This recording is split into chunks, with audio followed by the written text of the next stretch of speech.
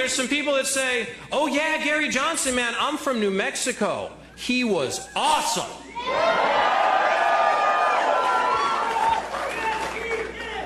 Yes, he is. The power that we have, I know it's been commented on the fact that Ross Perot, when he ran for president, he had poll numbers that were lower than Gary Johnson has, and they skyrocketed after he got into the debate. But do you know what Gary Johnson has that Ross Perot didn't have?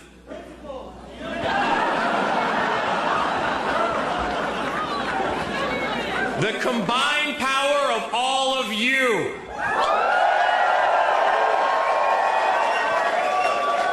We have an army of activists, an army of party members, an army of candidates. We have almost 600 candidates for the Libertarian Party running across the country. We have 11 candidates in Washington State that will be on the ballot in November.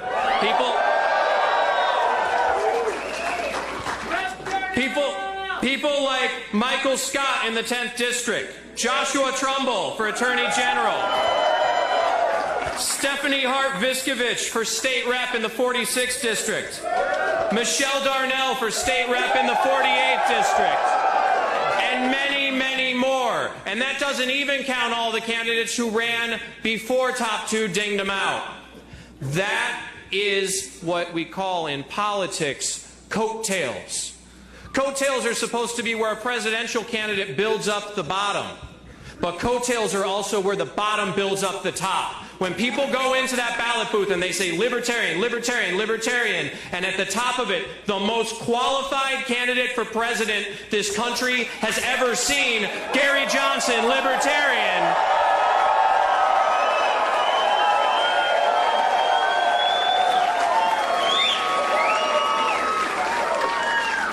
That's when we stop fighting, and that's when we start winning. People asked me getting on the plane, they said, hey, I heard your guy's not going to be in the first debate. I said, yeah, that's true. You know, I try and teach my children to be polite.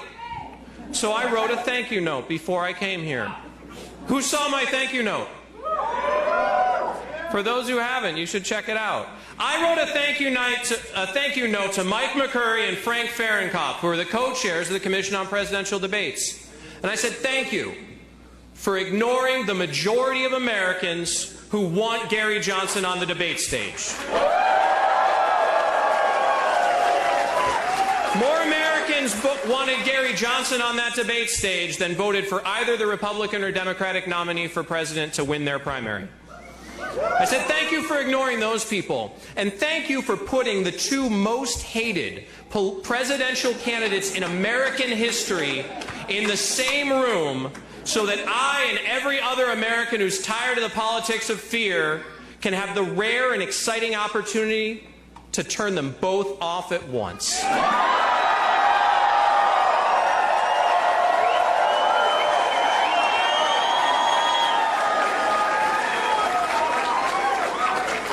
If they want to take the Super Bowl of politics and turn it into the Pro Bowl, something boring and unwatchable, so be it.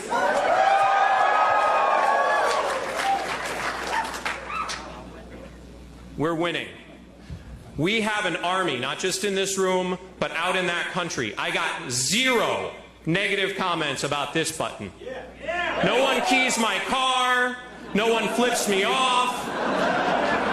People are hungry for Gary Johnson, and the old parties are scared.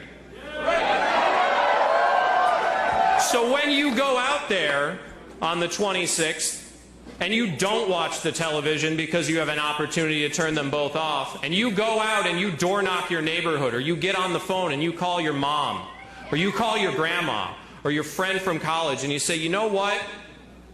There's somebody running who doesn't suck. You don't have to pick between two candidates who spent the last week arguing over which one of them started lying about where the president was born first. You can vote for somebody who is competent, trustworthy, honest, and actually cares about this country. You can vote for a successful two-term governor who brought people together and got stuff done. You can vote for somebody other than those two bullies. This army has to go out there. Go to johnsonweld.com. Chip in some money. Sign up to volunteer. Sign up to phone bank. But go out and tell your friends. Come out of the closet. Tell your friends, this is the future of America.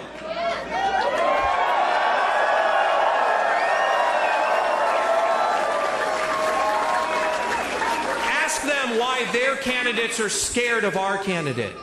Ask them. Ask them. See if they have an answer. They don't. Tell them to Google Gary Johnson. Ask them, are you in? Because, is everyone in this room in?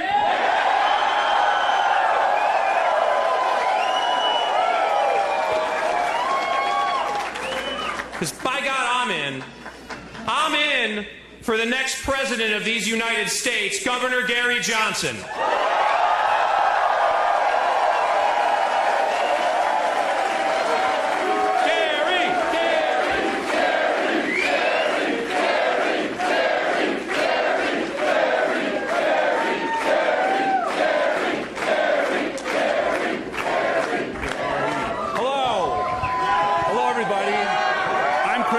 And I'm here to support Gary Johnson and Build Weld.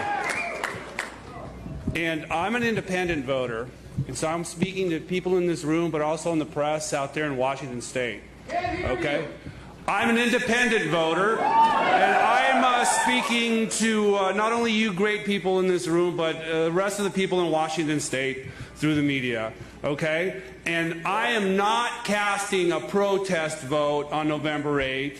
I am not wasting my vote on November 8th. I am casting a meaningful vote for Gary Johnson and Build Weld for president.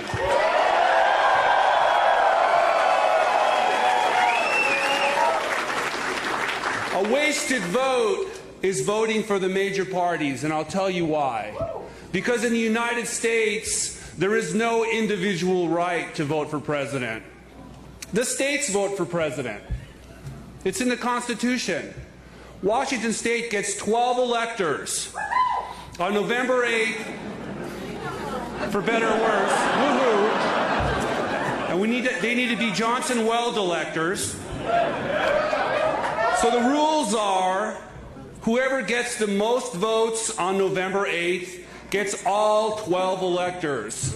It's a winner-take-all system. That's just the way it is. Okay? So the money is on, the odds are that the Democrat is going to win, get the most votes on November 8th. And so Clinton's going to get all 12 electors. Are you a Trump voter? But if you are a Trump voter, you're doomed. Your only chance to beat Hillary Clinton is to vote for Johnson and Weld.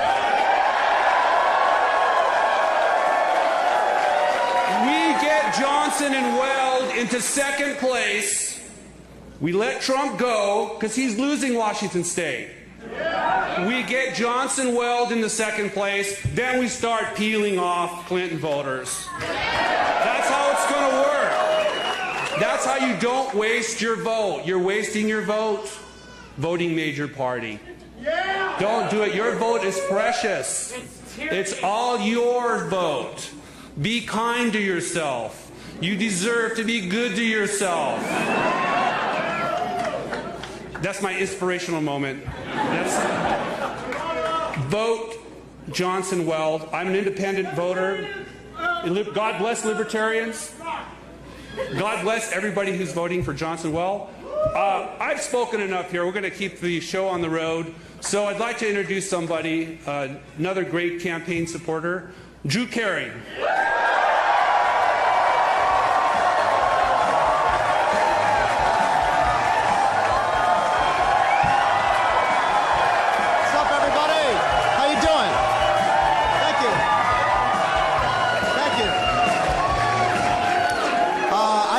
everything Chris just said. I mean, that Price is Right, yeah.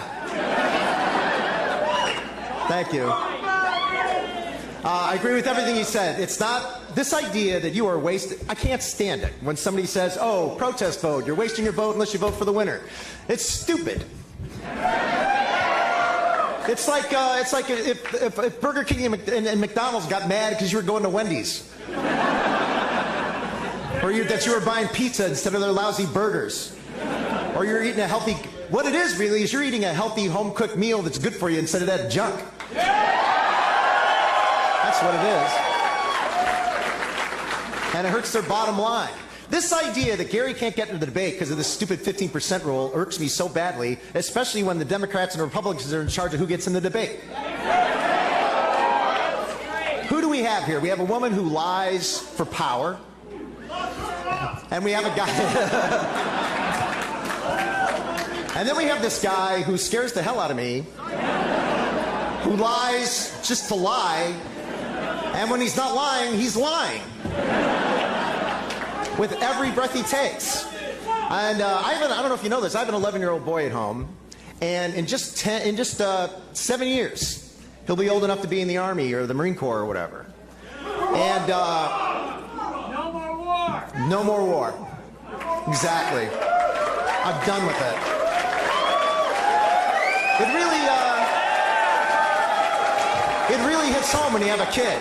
You know, for 3 kids on the stage and you people that are parents, it really hits home because I'm telling you, when Trump doesn't get enough sleep one night and decides he's going to start a war because somebody insulted him, you know who's going to die? It's not going to be anybody named Trump. Nobody named Trump is going to die in one of his wars, man. It's going to be my kid, your kid. Nobody named Clinton is going to die in a war. None of their relatives are going to go out and be dead. It's your relatives are going to be dead. That's what you're voting for. You're voting to keep your family alive and keep your family safe from these maniacs. And you can't let it happen again.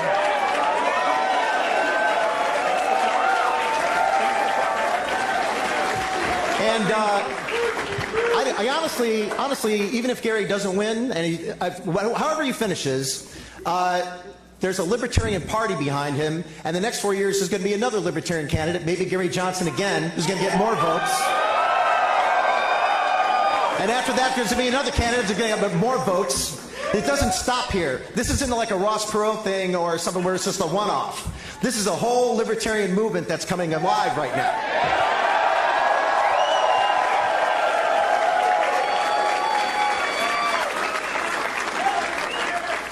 My kid gets taught in school that we have a two-party system, and that's it. 2 choices. The only thing in America where you only get 2 choices. The most important thing in our lives, you only get 2 choices. Or people think like, whoa, what's wrong with you? I'll tell you what's wrong with me. I'm sick of it. I'm sick of being ignored. I'm sick of a liar and a crook running for president, and that's our only that's our only hope. Yeah, I know. I just decided you could pick in your own head who's a liar and who's the crook. I mean, if I finally see a guy who's like honest. I'm telling you, Gary Johnson is as honest as the day is long.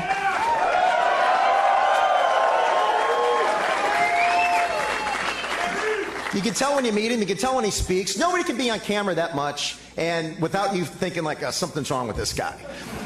Every time you see Gary Johnson, as many times you've seen him, there's nothing wrong. He's an honest, straightforward guy. He listens to people. He knows how to govern. He knows how to make decisions. He doesn't want your kids to die in a needless war. He doesn't want your money to be wasted. Imagine him going into business with Hillary Clinton or Donald Trump. Because that's what you're doing. You're giving money to, you pay taxes, it goes to the federal government, and these guys are selling, I'm going to tell you what I'm going to do with your money. Even just that. Forget the wars. Forget just your money. If Donald Trump came to you and said, hey, I got a good business deal for you, why don't you and I invest?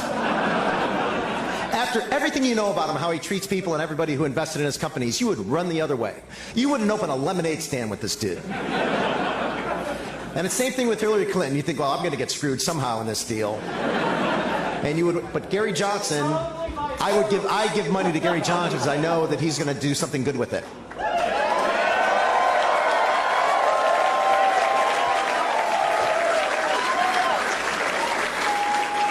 If Gary Johnson is in charge of my money in Washington, I know it's not going to be blown and wasted and given to his friends.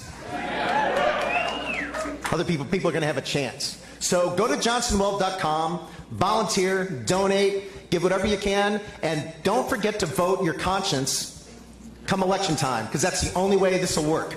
If you don't have two choices, you have more than two choices. Vote your conscience and let everybody in America know that there's a third choice out there, and then we're going to start this movement and keep it going year after year after year to get the message. Thank you very much.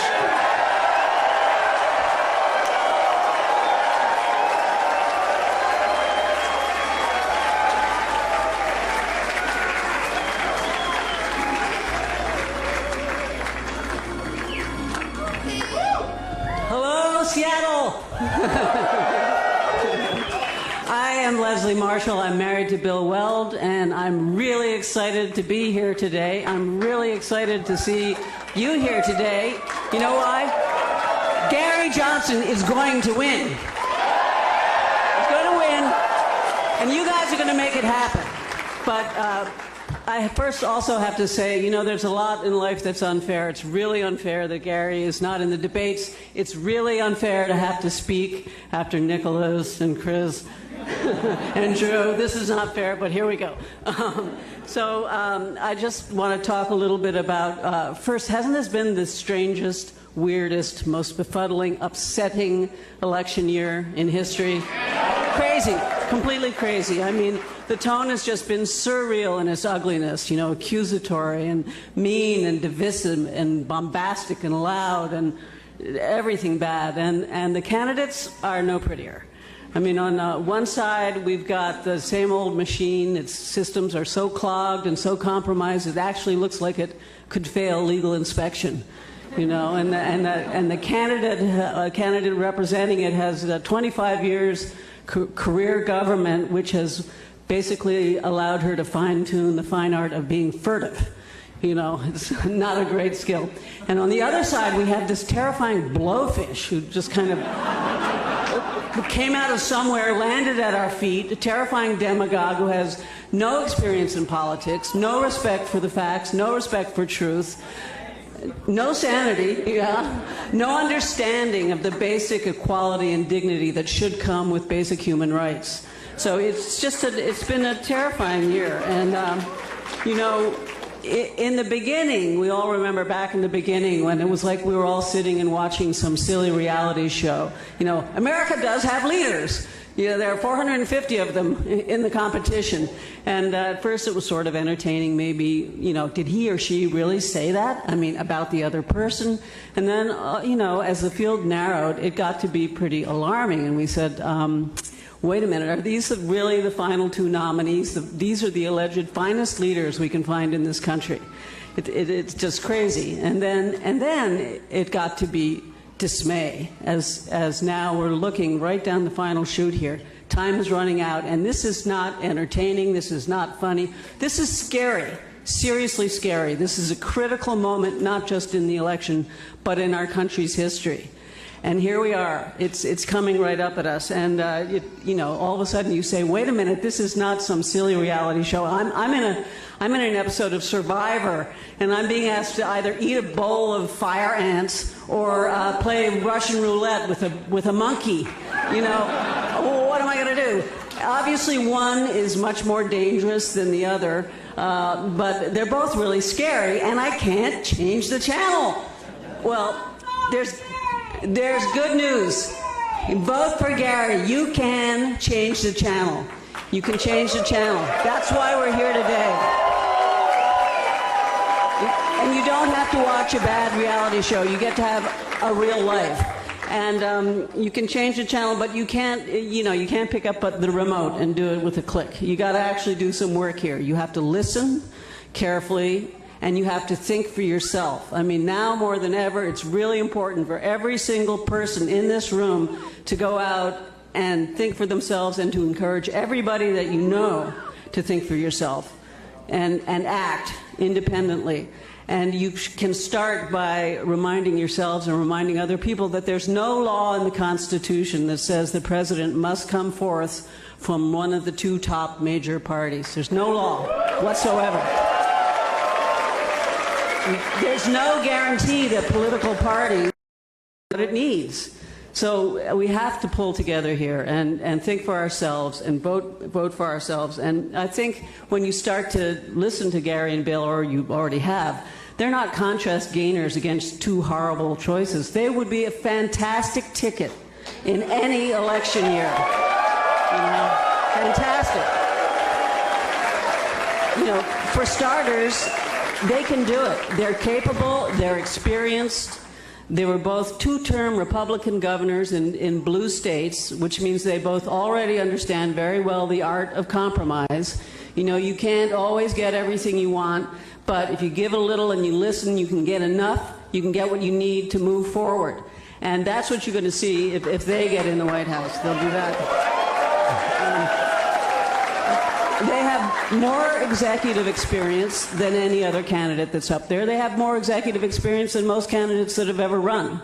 They're really popular. They were reelected with wide margins. This is because not only did they accomplish a lot, they're really likable. You know, imagine that. You could actually have leaders that are also likable. I mean, and so they're going to tell you all about their political platform and the policy proposals that they have, but there are some things they can't brag about themselves, so I want to brag just very quickly for them about a couple of things. Both of these guys are painfully honest, truly honest. You will hear them both say, you know, they're both honorable to the bone. Another amazing quality to have in a president, right? An honorable president. They are humble. They are running to be elected public servants. They want to work for you. They do not think that they're in an episode of Game of Thrones and there's going to be a big coronation at the end, you know? They both know a lot. They have a lot to say. They've both done a lot, but they both know how to listen. Neither one of them thinks they know everything and that they're the only one who can fix something. They always will seek out the best advice from the best people. They are open in their minds and their hearts, and they believe in complete transparency. Now, they're intelligent, I mean, on a sheer, you know, they have this, both of them have this thing where they have this kind of quirky, quixotic veneer they put on that but they're both scarily intelligent in a sheer gray matter sense. I mean, Bill used to be famous with his friends for playing 3 chess games simultaneously while blindfolded. And he and Gary played in Albuquerque for the first time a few weeks ago, and Gary won. And he and Gary played at our house in Massachusetts a week or so later for the second time, and Gary won. So these guys can play the board and play it well. They are also really fun, which I think is I can tell you, having hung out with both of them, a really nice quality to have in someone who's right at the top. You know, they're humble, they're fun, and they're kind. They're kind, a very important quality. If you're open and you're honest and you're kind, you can get just about anything done in life, you know? And they both have all those qualities in spades. So I hope when you listen to them, you're going to start feeling some of the things that we have not been feeling watching the major party candidates. Some hope, some optimism, some confidence, some excitement. I mean, this is an exciting time. Yeah. And finally, just I think the most extraordinary thing about this Johnson-Weld ticket is that it is a spectacular gift. It is there on the ballot in all 50 states and Washington, D.C. They give each and every one of us and everybody in this country a chance to step forward and show that you can think and you can act for yourself and for the greater good of the country. So I hope that as you listen to them, you'll be bold enough. I mean, the alarm bells are going off everywhere, right? We cannot push the snooze button any longer. It's now time, really, action, everybody.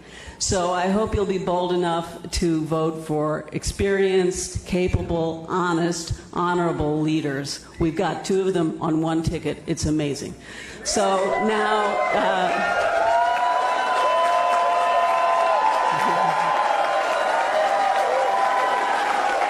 So it gives me great pleasure to introduce my better half and our next Vice President of the United States, Bill Weld.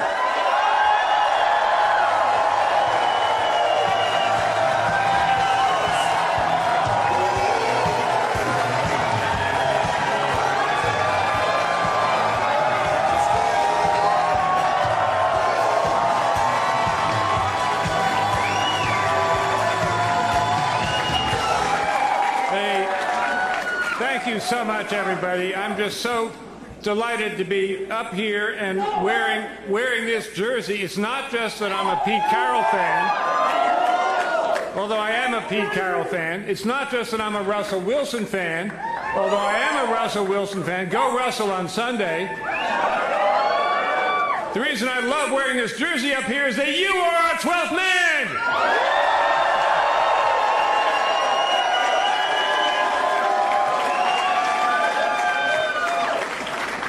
So we had some talk earlier, and it was accurate talk, that Gary Johnson belongs in the debates. I'd take that one step further. I'd say Gary Johnson belongs in the White House!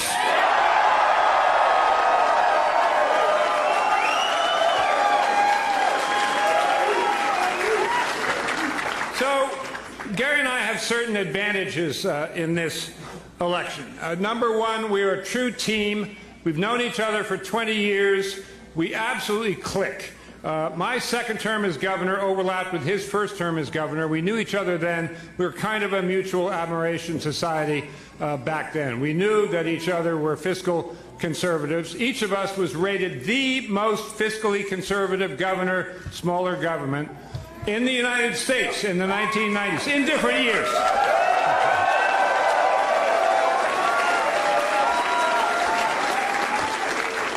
And each of us, by study and by instinct, were completely inclusionary and welcoming on the social side of things. I hung out there for a decade by myself on gay and lesbian issues. I was all alone.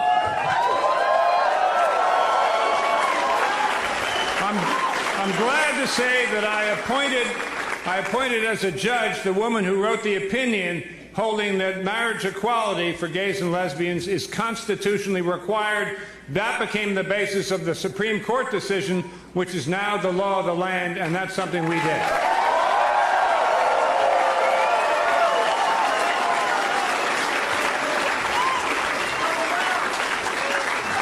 And just to give you a backstory, she was a South African.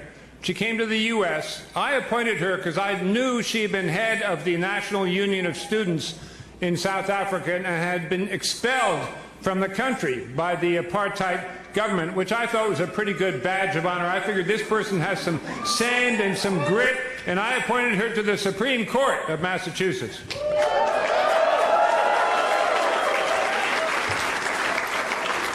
Gary equally was out there by himself on liberalization of laws regarding marijuana, treating marijuana like alcohol, leaving it to the states.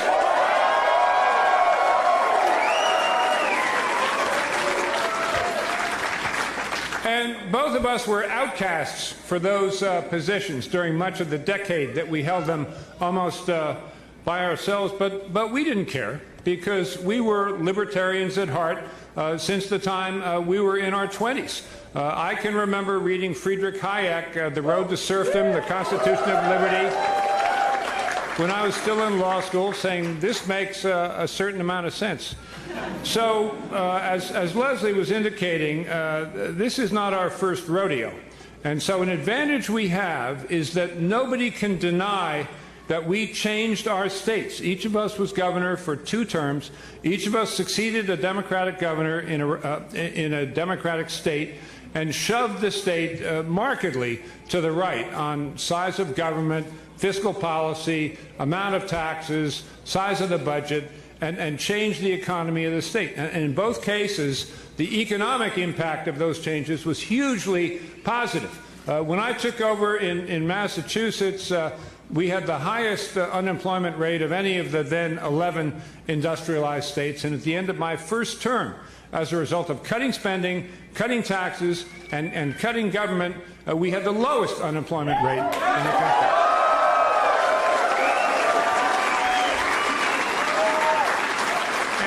And the overwhelmingly Democratic electorate in Massachusetts gave us 71% of the vote on the re-elect.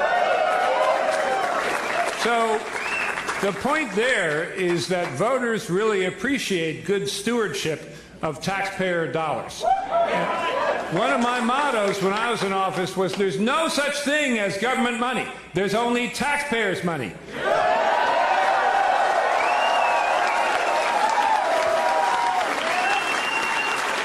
Well, tell that to today's Democratic Party, okay? They think once those printing presses get rolling, that's free money. Bernie Sanders thinks that, and now Hillary Clinton thinks that. And it's a recipe for disaster in terms of our budget and our economy. So, well, we all know that in this room. The issue is to make sure everybody else knows that. But they're powerful issues. And Gary and I really click as a team. It's too bad the story about chess that always seems to come up. But we've been traveling the country. We've had a succession of rallies in the West, a succession in the East. And Gary's a real Westerner, and I'm a real Easterner. And that's not bad for the country to have those regions represented.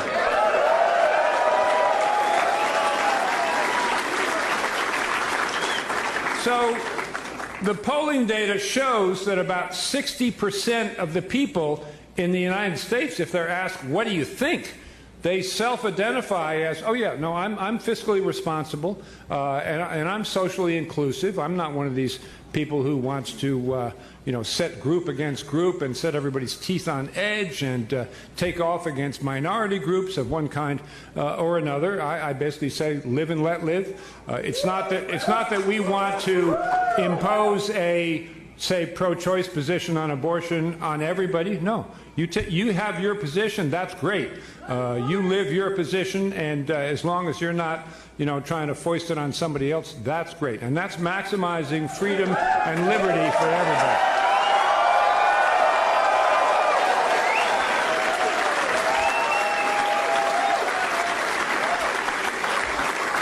And, candidly, Gary and I have had so many discussions this year. We've actually influenced each other on some policy issues. And one of the areas where I really have felt myself moving is the libertarian tendency towards not wanting to engage in a regime change operation every time you see something in another country that you don't like, right? There's not money enough, there's not time enough, and there's not blood enough for us to do that.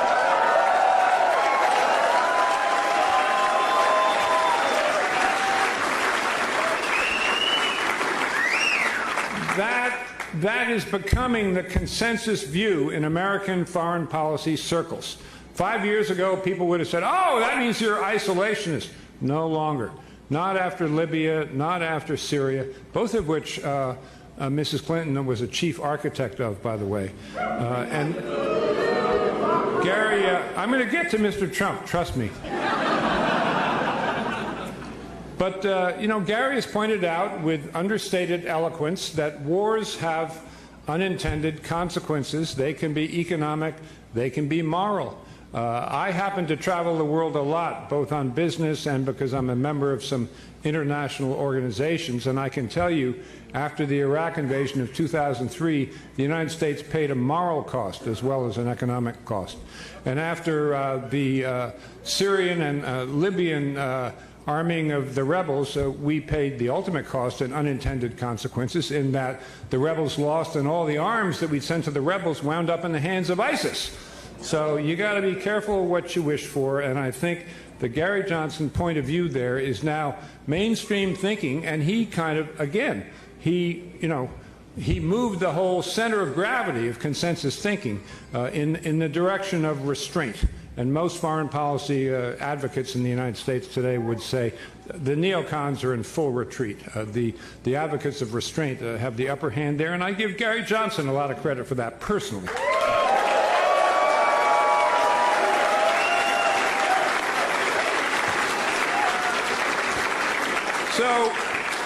So Gary Johnson has already been influencing national U.S. policy in significant ways, and I have a little bit, much less. But the two of us combined have, as Leslie said, a lot more executive experience than either of the other two tickets. We were two-term governors who, by definition, had to reach across the aisle and do what they don't do in Washington in order to get our programs through. I had a 3-to-1 Democratic majority in the legislature. Gary had 2-to-1. Gary vetoed 750 wasteful spending bills.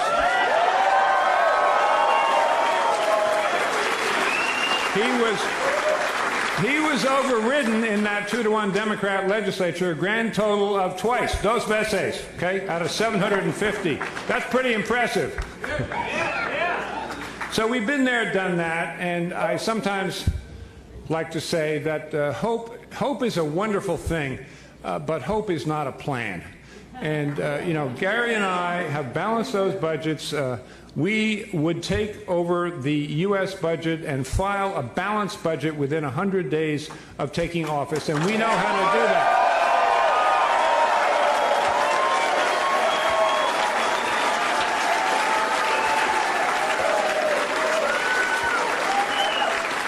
So we're very comfortable in our own skins philosophically. The American people are very comfortable with what we stand for and consider the backdrop against which we stand. We stand against a backdrop of complete negativity on the part of the two major parties in Washington and beyond. In Washington, I don't think it's too far to say that the two parties seem to exist with one main purpose, which is to kill each other. I'm not kidding. And they're locked in kind of a death spiral embrace. And the only thing uniting them is that their obsession with being reelected and maintaining their monopoly in Washington. Well, what has their monopoly gotten us? It's gotten us poison hyper-partisanship, government shutdowns, and nobody can get a damn thing done because the parties hate each other so much.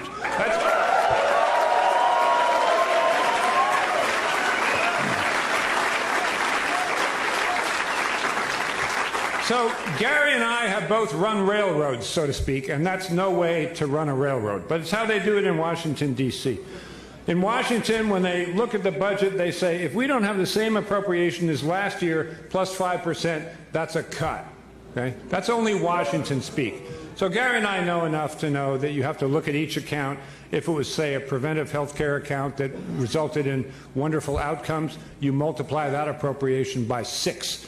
If it's a much bigger appropriation that created a bureaucracy that nobody can tell you what the bureaucracy does, except it's been that way forever, that's a 0. And that's how you balance a budget.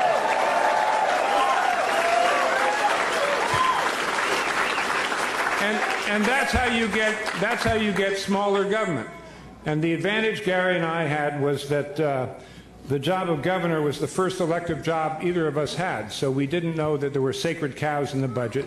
We didn't even know that they were cows, much less that they were sacred. So it made it very easy to make the adjustments you need to make to restore fiscal discipline and order. And I think the most distressing thing about the country today is that the two major party candidates have, chiefly Mr. Trump, have succeeded in getting everybody's teeth set on edge. And it's kind of the opposite of Ronald Reagan. You know, Ronald Reagan made everybody feel good about being an American.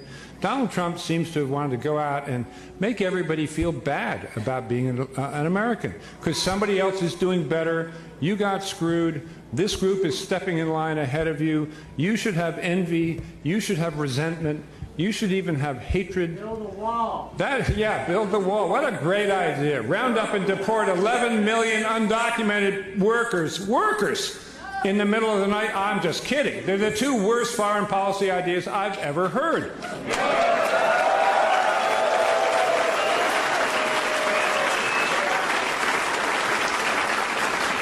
And, you know, in all fairness, Mr. Trump has taken the art of campaigning to a new low in the United States. It's not just the insults, it's the lying.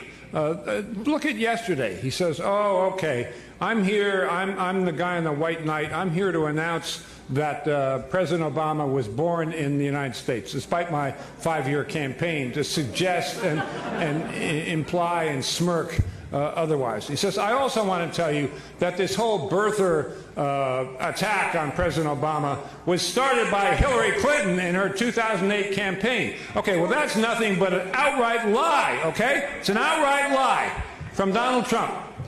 So I'm here to sort of test his mettle and see how he would like it if other people acted the way he acts. So I'm here to tell you, as a factual matter, that underneath that obvious rug that Donald Trump wears every day of his business life. He is bald as an egg.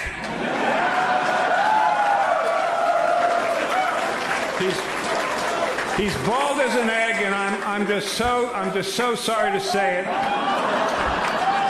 but he's bald as an egg.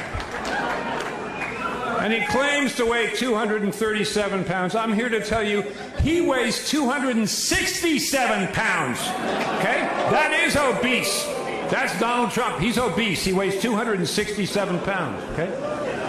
Now, you might want to check out those assertions before taking them to the bank, but I'm testing whether the Donald will appreciate how the other half lives. But the negativity against which we stand is two parties who exist with no other purpose than to kill each other. It's two presidential campaigns with no other purpose than to kill each other. Enormous amounts of negative energy being cast into the marketplace, and it's why people do think that this is a horror movie and they can't change the channel. And this is the way you can change the channel. Now, in terms of getting there from here, there's absolutely nothing wrong with the qualitative position of our ticket in our candidacy. On paper, it is a winner. The only difficulty is quantitative, in that the other candidates have 99% name recognition. Of course, 60% of it negative. Not a good opener.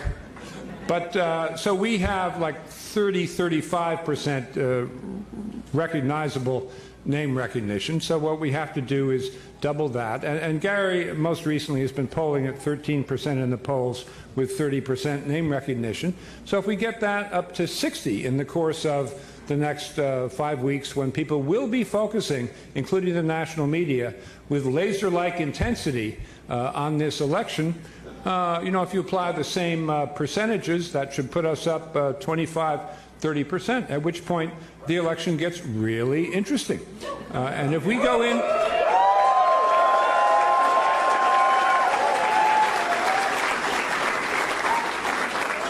One thing I will tell you, as kind of a political warhorse, I've been around for a while, is that with 4 or 5 weeks to go in a campaign, if you give me my choice of money, ground organization, or momentum, there's no question in my mind. I'll take momentum. Momentum is going to win that race every time.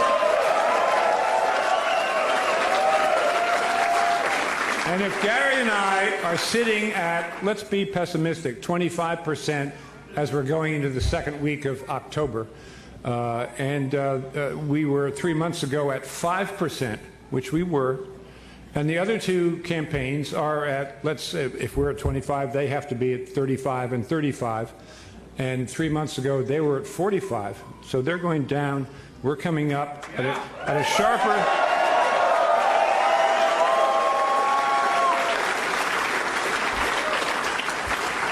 But importantly, on those figures, we're not coming up like this.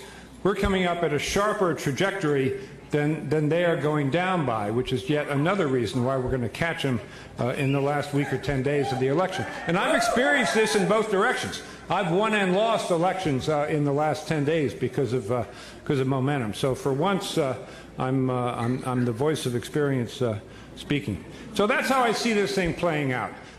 We've got to get the attention of the national media, which we have. I mean, we're really on the national media a fair amount. We all have to do our job. Gary and I have to work 18-hour days. You guys have to contribute what you can financially. You guys have to continue to be our arms and legs as we get out there in all 50 states. And we do have an organization in all 50 states, and that's a joy to us as well. It's not just Washington State.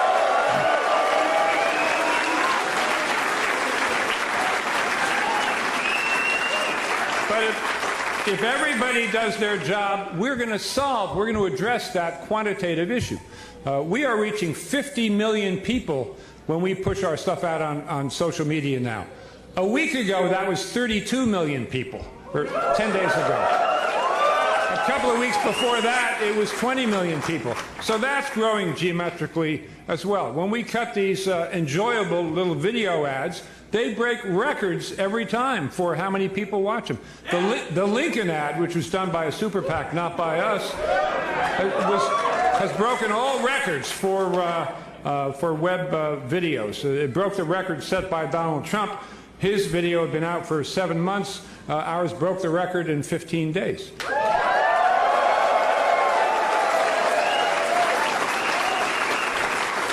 The little 60 to 90-second video that Gary did, just the two of us, to introduce ourselves. Hi, I'm Gary Johnson. Hi, I'm Bill Weld. You in? That one.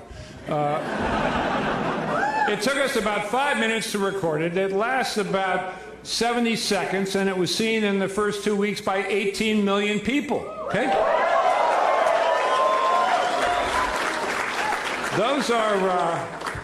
Those are big numbers. They're not as big as the numbers of the people who will watch the debates, which is more like 65 million. But you'll note that 65 million is not that much bigger than 50 million, which is the number of people we're reaching on social media. And with your help, that number is only going to grow. So there's more than one way to skin this cat. The best way is to get over the 15%, have Gary in the second and third debates. I think that's likely to happen. But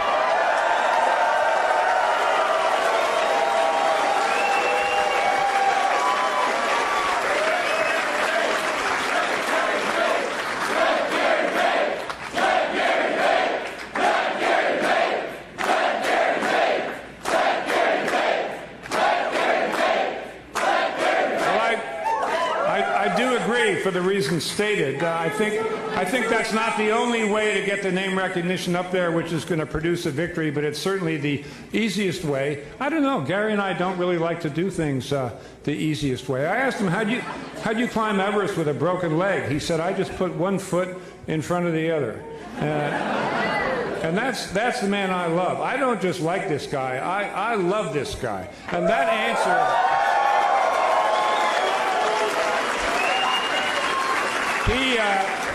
He reminds me so much of Abraham Lincoln, Honest Abe. This is Honest Gary or Honest Johnson, whichever you prefer.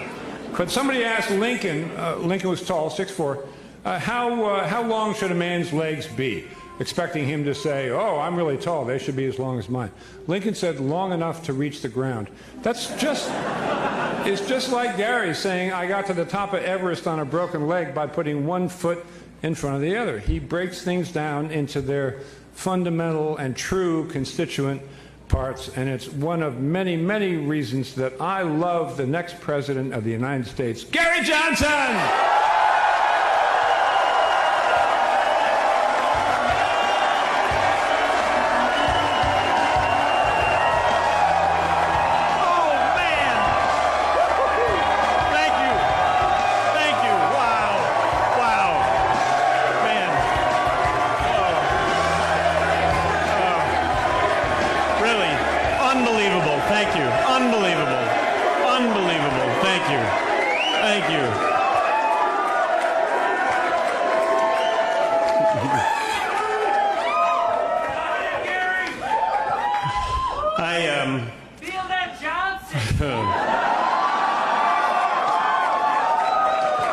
Start off with an apology on this Aleppo gap.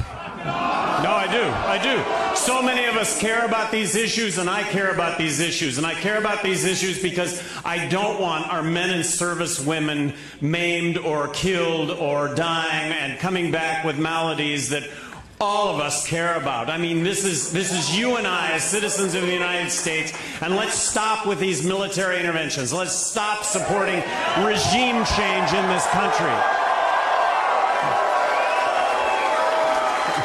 And this is the craziest election ever, and it's crazy because I think I am going to be the next president of the United States. That's how crazy it is. Yeah.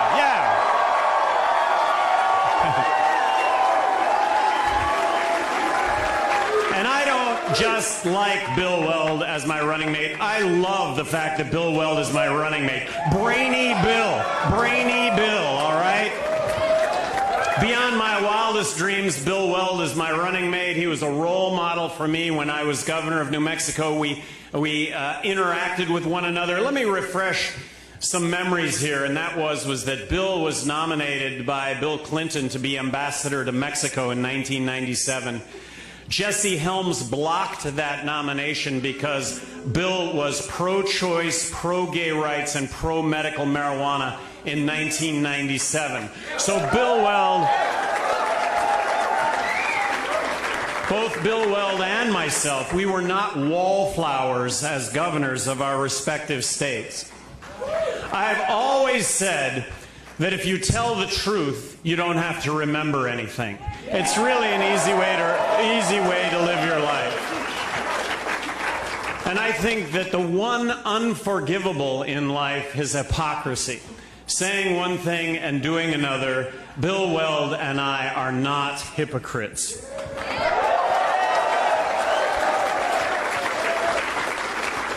Also, in life, with 100% certainty, there was going to be an Aleppo Day.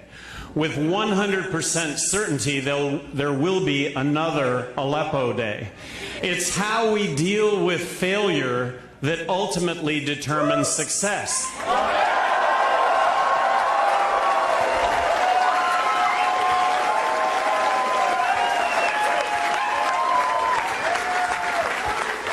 Anything that can go wrong will go wrong. I mean, just plan on it. Anything that can go wrong will go wrong. Are you going to crawl up in a ball, declare yourself a victim, give up, or, you know what, get a smile on your face, fight back, get out of bed the next day and keep after it? Well, that's who I am. That's who Bill Weld is.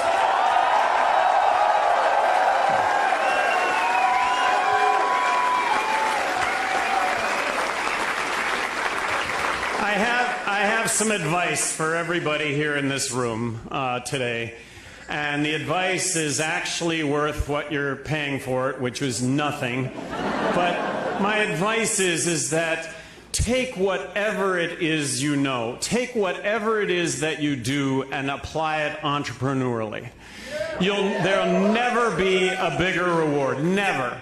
And as difficult as it will be to do that tomorrow, it'll never be easier than doing it tomorrow. Create your own job. Create jobs for others. And government can play a role in this, making it easier to do that, to make that happen.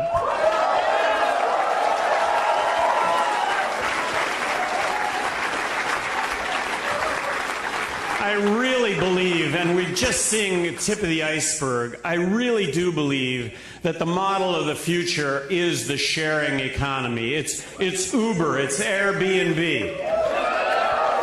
I think it's Uber everything. I mean, it's going to be Uber electrician, Uber plumber, Uber doctor, Uber accountant, where the middleman gets eliminated, so that you can have you as the person providing the services can provide those services directly to the end user. End user pays less money, you make more money. Really, it is the model of the future.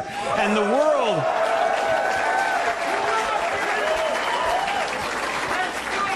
The world really wants to come and visit in Seattle. So Airbnb, it's just an incredible way for all of us to make money in this sharing economy. And again, we've just seen the tip of the iceberg with RVs or whatever the stuff is that we have that doesn't get used, that we might be able to share with others and actually make a little bit of money, benefiting everybody all around. I was talking to a young woman in Baltimore who got her PhD in science.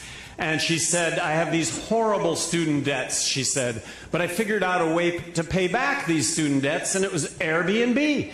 That I was able to rent out, I'm able to rent out my place, I'm making money, I'm going to pay back my student debts. Well, the city of Baltimore stepped in and said, no more Airbnb. So the government does step in. Crony capitalism, that's crony capitalism, where the government injects itself into the economy and picks winners and losers. So I really think that what we're all looking for is certainty when it comes to government. And when it comes to certainty, and Bill Weld and myself go, taxes are not going to go up. They're only going to go down.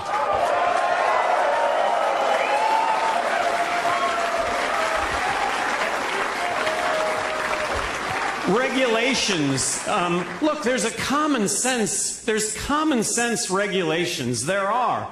But with regard to regulations that aren't so common sense, that really get in the way, that cause all of us to have to spend more time and more money complying with the government, count on certainty that those things will not get worse, that they'll only get better.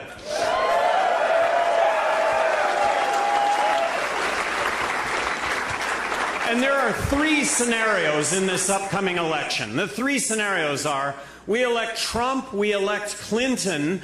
Does anybody think that the polarity that exists in Congress is going to get any better? There's no way. It's going to be worse than ever. They really do want to kill one another. So along comes third scenario.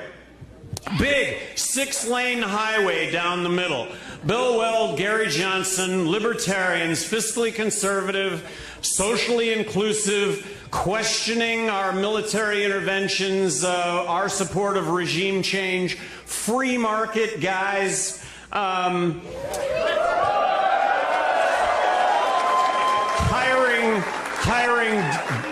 libertarians, hiring Republicans, hiring Democrats. Look, they're not going to have a dog in the fight politically. And calling out both sides to come to the middle to actually accomplish things for America. Doesn't that third scenario actually have the opportunity of maybe accomplishing that?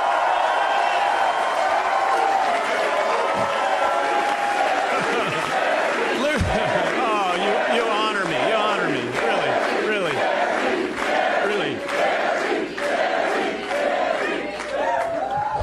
Common sense.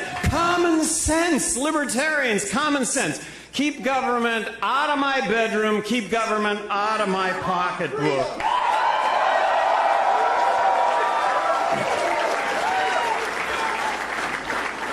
Fiscally conservative, spending, balanced budget. Why balance the budget? I mean, what's important about balancing the budget? What's important to balancing the budget is young people. Look, my generation's going to get health care, my generation's going to get retirement, and young people are going to have to pay for that. That's an equation that just doesn't work. It's not an option to do nothing regarding these programs. So balancing the federal budget is about the future of this country and ensuring that all of us have this opportunity going forward.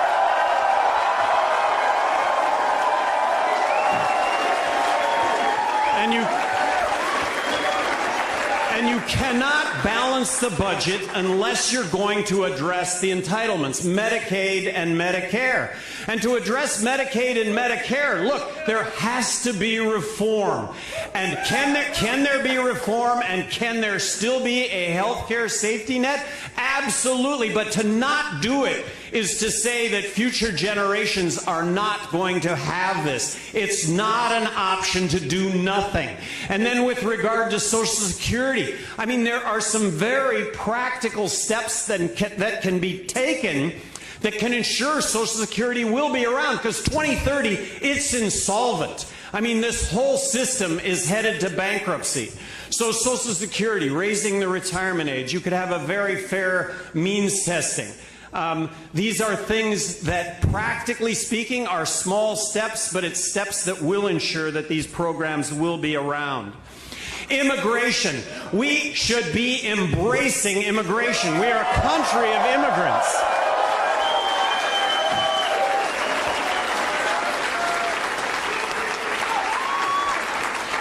The Wharton School of Business, about 3 weeks ago in the Wall Street Journal, came out with a study. Let's see, Wharton School of Business, that's where Trump graduated from college, right?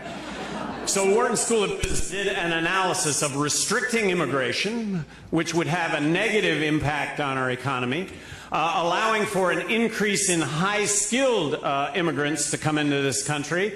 That would have a positive, minimal impact on the economy, or increasing immigration, which would have a big positive impact on our economy. So when Donald Trump talks about deporting 11 million undocumented workers, that its basis is in unfact. It's based on untruth. We should make it as easy as possible for somebody that wants to come into this country and work to be able to get a work visa. And a work visa should entail a background check and a Social Security card so that applicable taxes get paid.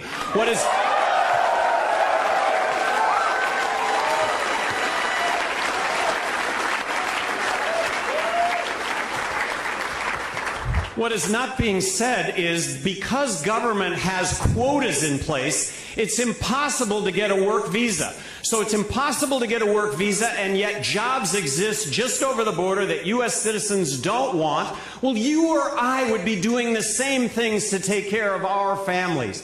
And building a wall across the border is just nuts. And let me tell you that the president of Mexico is going to be standing on the other side of that wall if it gets built, and they are constantly going to proclaim, "Take this wall down, the United States. This is just wrong."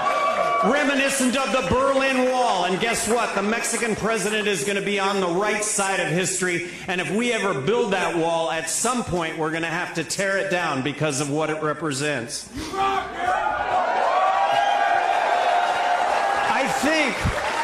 I think that most people in this country associate, first of all, I think we all understand that crony capitalism is a horrible thing.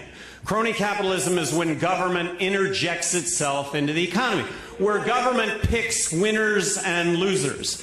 That's a bad thing. But I think most of the country associates free market and crony capitalism as one and the same, when in fact they are opposites. Free market is equal opportunity. Free market is devoid of government, is devoid of pay to play.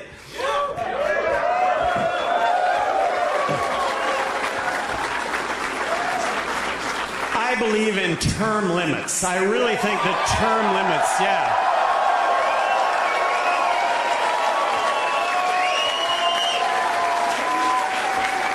term limits is a silver bullet. Politicians would do the right thing as opposed to whatever it takes to get reelected. And if term limits were in place, I believe we would not have a $20 trillion debt today.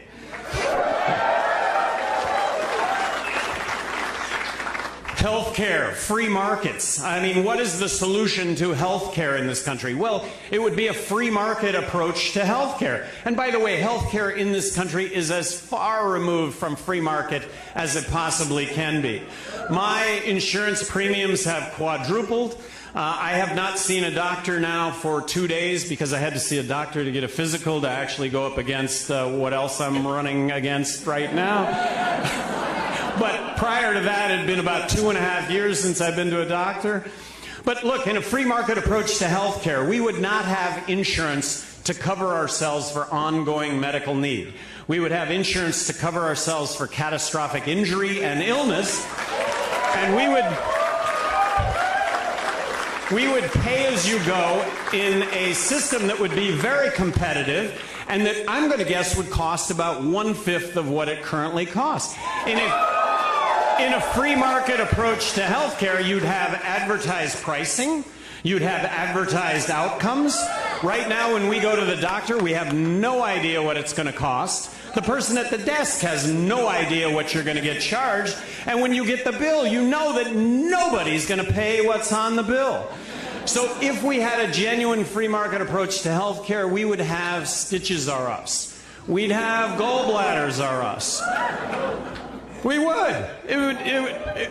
It would really be. We would be dealing, if we had a free market approach to healthcare, we would be dealing with symptoms. Symptoms that don't end up getting treated by the medical system as end results.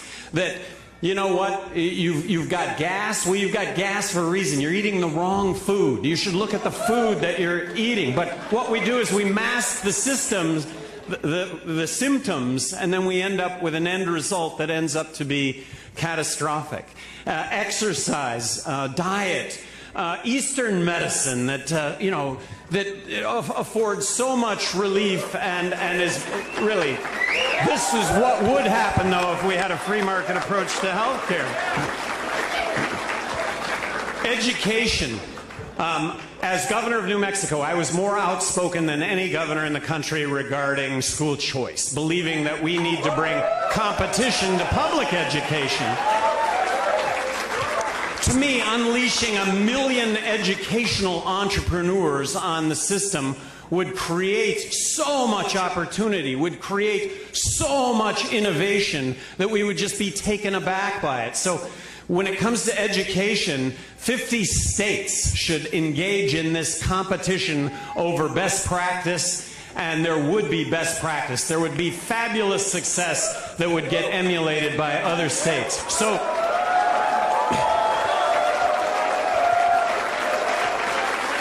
very simply, what should the federal government do when it comes to education? It would be to get out of the educational business completely. And it's a dollars and cents issue. Washington State sends Washington 13 cents.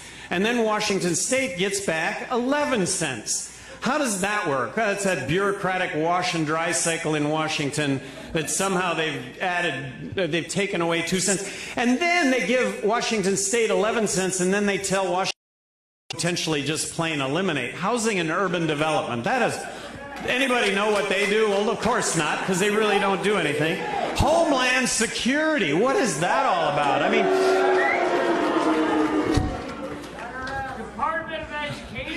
Department of Education, Commerce. Isn't that really crony capitalism? All of you belong in Congress, all right? Send us the legislation. And socially inclusive. Look, socially inclusive. Always come down on the side of personal choice. Shouldn't you and I be able to decide in our own lives decisions? Always be able to make decisions personally.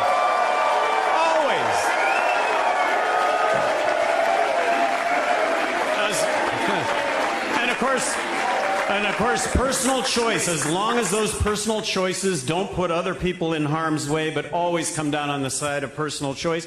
So supporting marriage equality, that it is constitutionally guaranteed. On the issue of abortion, how can there be a more difficult decision in anyone's life? And when I say anyone's life, the woman involved, who should be making the decision on abortion other than the woman involved?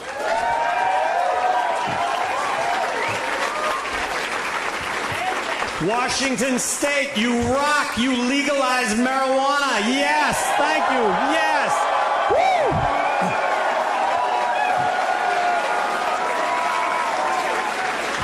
Woo! We have the highest incarceration rate of any country in the world.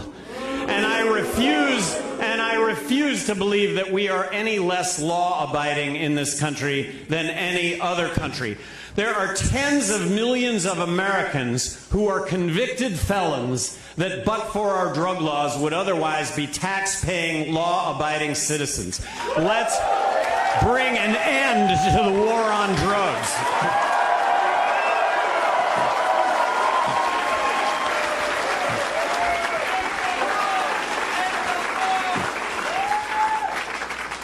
And let me say this, all right? All lives matter, all right? But black lives matter, and here's why. Blacks are being shot at the rate of 6 times that if you are white. Black lives matter because if you are of color and you get arrested on drug-related crime, 4 times more likelihood that you'll end up behind bars than if you are white. And if you are white and they take you out of your car, they don't start shoving you around if you're white. But if you're black, they start shoving you around, and it leads to handcuffs and it leads to arrest. So we do have issues in this country, and we have issues regarding discrimination. But you know what? We're going to deal with this. We're going to be aware, and we've got to be aware. And my head has been in the sand on this issue, and I think all of our heads have been in the sand on this issue.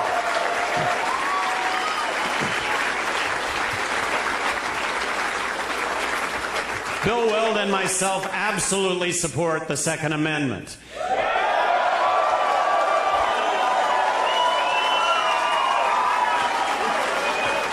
But we need to be open to a discussion on how we keep guns out of the hands of the mentally ill. We've got to be open to that discussion and debate. And we also need to be open on a discussion and a debate on how we keep guns out of the hands of would-be terrorists. As President of the United States, I would love to know what transpired between the FBI and the shooter in Orlando, given the fact that they had interviewed him a couple of times. Obviously, the system worked up to a certain point, but then it broke down. I'll bet the FBI has some real ideas about how to go forward. I really loved being governor of New Mexico. I loved being at the epicenter of public policy. I changed my mind on various issues. One of the issues that I changed my mind on was the death penalty. I really believed in the death penalty. Eye for an eye, tooth for a tooth. But come to find out, it is flawed public policy. Come to find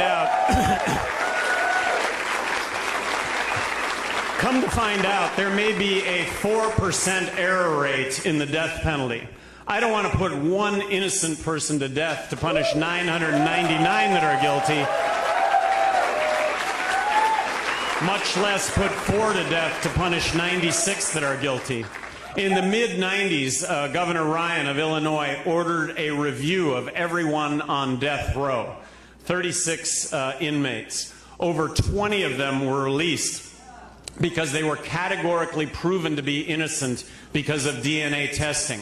When you realize that it costs more money to put a person to death, to put them on death row, than it does to lock them up for the rest of their lives, and the reason it costs more to put them on death row is because of the appeals and the attorney fees that go along with that. But then when you find out an attorney does get someone off who is categorically innocent, that becomes a priceless commodity that attorney has provided. Military, Aleppo. Look, at the epicenter of Aleppo, and by the way, the active military personnel, there have been 2 polls in the last 6 weeks among active military personnel on whom they favor to be President of the United States. I've won that poll 2 times.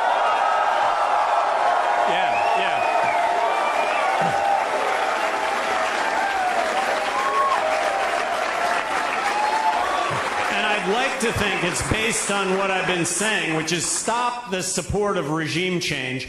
That let's just look at Aleppo for a second. You got Aleppo at the epicenter of what is happening in Syria. You have Assad's forces on the east, the regime on the south, or on the west. You've got the Free Syrian Army, which we support, but they're allied with the Islamists that we don't support, but they fight next to one another. We arm the Free Syrian Army, but the Free Syrian Army gets beaten and the arms end up in the hands of the Islamists. And then to the north, you've got Raqqa, which is ISIS. We are supporting the Kurds against ISIS, but the Kurds are sideways to our allies in Turkey, which aren't the allies that they used to be because of our intervention, because of our support of regime change in Iraq. You can't make this up. And then with Bush, we were actually paying Assad to fight the Islamists, to fight ISIS, and that ISIS was somehow created as a void, and that Saddam's henchmen actually went to Raqqa and organized them. Can't make this up. Let's stop with our support of regime change.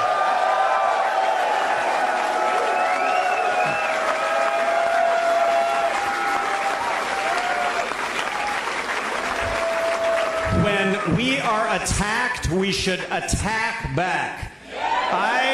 I was against going into Iraq at the beginning. I said we have the military surveillance capability to see Iraq roll out any weapons of mass destruction. If they do that, we can deal with it. Afghanistan, on the other hand, I supported Afghanistan. Going into Afghanistan, we were attacked, we were attacking back. It was Al-Qaeda, it was Osama bin Laden. But after we were in Afghanistan for 7 months in 2003, we wiped out Al-Qaeda. We should have gotten out of Afghanistan in 2003.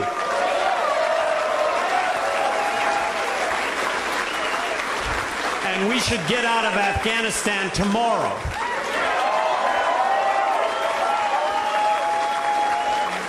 And for all the negative consequences that will exist by getting out of Afghanistan tomorrow, guess what? Those same consequences are going to exist if 20 years from now we get out of Afghanistan, or for some, I guess we're going to be there forever.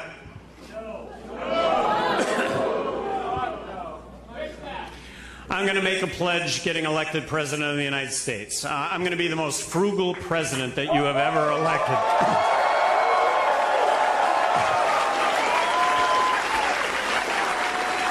Lead by example. I can imagine the President of the United States flying into Seattle. You have to all have experienced the shutdown of all the freeways. Come on, that's not going to be me as President of the United States. We're intending to be good stewards of this office. We're not looking to get elected king or dictator, and that is the pledge. Thank you all very, very, very much. You all rock. Thank you. Thank you. Thank you.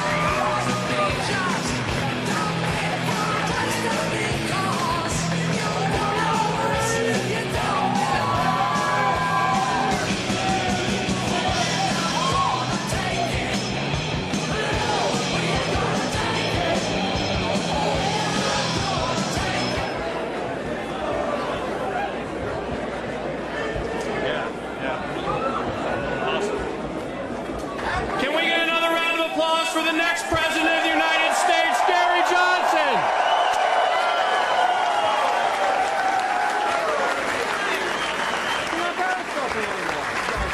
Oh, man. True Kerry does rock. I came up here just to tell you one thing. Do not forget, Sunday night, 7:30 p.m., 60 Minutes, it's a TV program, we'll be featuring Gary Johnson and Bill Weld.